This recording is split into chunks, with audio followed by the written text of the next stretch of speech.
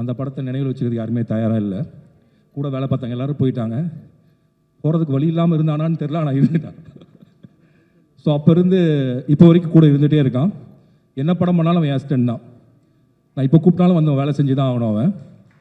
And கட்டளை தமிழ்லேருந்து தங்க மீன்கள் வந்து 6 வருஷம். நம்ம எல்லா படமும் 6 வருஷம் 5 வருஷம் கேப் தான். அண்ட் 2013 இதுக்கு நடுவில் என்ன ஆச்சுன்னா என்ன பண்ணுறதுனே தெரியல. டெய்லி என்ன பண்ணுறது ஆஃபீஸில் உட்காந்துட்டு. அப்போ வந்து இந்த பிளாக் ஸ்பாட்லாம் ஸ்டார்ட் ஆகுது. அப்போ காட்சின்னு ஒரு பிளாக் ஸ்பாட் பண்ணோம். அதில் எல்லாத்தையும் எழுதலாம் அப்படின்னு முடிவு பண்ணோம். அப்போ எங்கூட இருந்த நிறைய ராஜுகள் எழுதினாங்க. மாரி செல்வராஜ், சாம்ராஜ், கணேஷ்ராஜ், பல ராஜுகள் எழுதினாங்க. இந்த இப்போ கொடைமடம் நாவல் எழுதியிருக்க சாம்ராஜ் காட்சியில் எழுத தொடங்கினார்.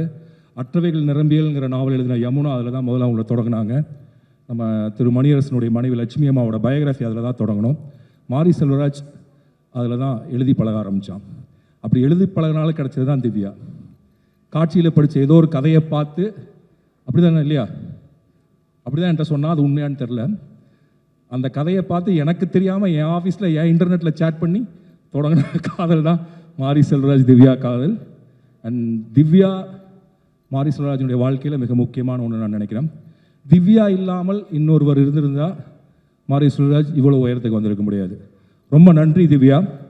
மாரி செல்வராஜை ஒரு மனைவியாக இருந்து பார்க்காமல் மாரி செல்வராஜை எழுத்தாளராகவும் இயக்குனராகவும் பார்த்து அதற்கு பிறகு கணவனாக பார்க்கிற உன் மனதிற்கு என்னுடைய நன்றிகள். அண்ட் ஸோ அப்படி காட்சி மூலிமா திவ்யா, அதோட முக்கியம் திவ்யாவோட அம்மாவை நான் பாராட்டணும். ஏன்னா மாரி செல்வராஜ் திவ்யாவை காதலிச்சப்போ மாரி செல்வராஜுக்கு எந்த அறிமுகமும் கிடையாது. ஆனால் அவங்க அம்மா நம்பினாங்க. அவங்களுடைய காதலை அவங்க வீடு அவன் டைரக்டர் அதுக்கு முன்னாடியே ஒத்துக்குச்சு. கூட இருந்த சொர்ணா நம்பினா அந்த குடும்பமே அவன் பின்னாடி நின்றுச்சு. இதற்கெல்லாம் பின்னாடி இன்னொருத்தங்க இருக்காங்க. திருநெல்வேலியில் ஸ்ரீவைகுண்டத்துலேருந்து கொஞ்சம் தள்ளி என் சொந்த ஊர்லேருந்து இந்த பக்கம் ஆற்றுக்கு இந்த பக்கத்தில் இருக்கக்கூடிய மாரி செல்வராஜோடைய அண்ணன்கள். அவனை அடித்து வளர்த்த பெரிய அண்ணன். ஆக்சுவலாக இன்னும் அதெல்லாம் பயோகிராஃபியில் வரல. அவன் பெரிய அண்ணன் தான் இவனை புத்தகம் படிக்க வச்சான். அவன் பெரிய அண்ணன் தான் அவனுக்கு ஆனந்தவிடன் வாங்கி கொடுத்தான். அதே ஆனந்தவிடன் தான் பின்னாடி அவன் தொடர் எழுத போகிறான். அப்போ யாருக்குமே தெரியாது. அப்புறம் இந்த படத்தில் டீச்சராக நடிச்சிருக்க 2வது அண்ணன், அப்புறம் அவனை எப்போதும் நேசிக்கிறவன அக்கா, அப்புறம் அவங்க பின்னாடியே இப்போ பயங்கரமாக நிற்கிறவங்க ஊர். இப்படி ஒருத்தவங்களும் மாரி செல்வராஜனுடைய இந்த இடத்துக்கு முக்கியமாக காரணமாக இருக்காங்க.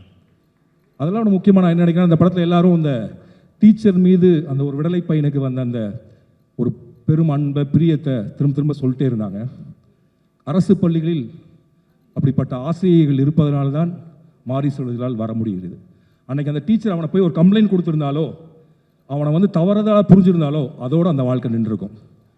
அண்ட் ஸோ அந்த அரசு பள்ளி ஆசிரியர்கள் அங்கே இருக்கக்கூடிய டெமோக்ரஸி எனக்கு புரியவே இல்லை. எனக்கு இன்றைக்கி கூட ஒரு ஸ்கூலில் போய் அது பெரிய பிரச்சனை ஆயிரும்னு நினைக்கிறேன்.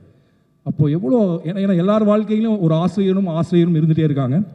ஸோ மாரி செல்வராஜனுடைய வாழ்க்கையில் அந்த ஆசிரியையின் மீது அப்படி சொல்லக்கூடாது நினைக்கிறேன். அந்த கதாபாத்திரத்தினுடைய வாழ்க்கையில் அந்த